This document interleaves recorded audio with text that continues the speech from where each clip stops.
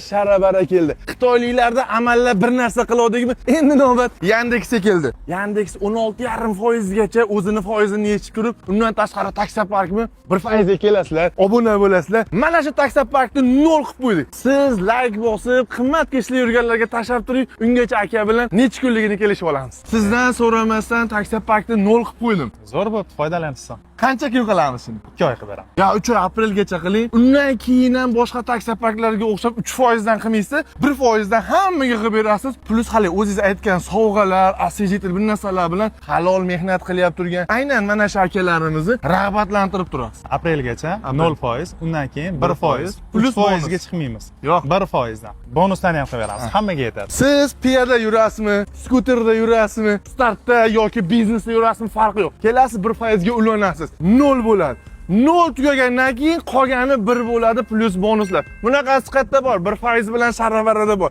Xizmat bo'lsa, Cobalt Comfortmidi? Ha?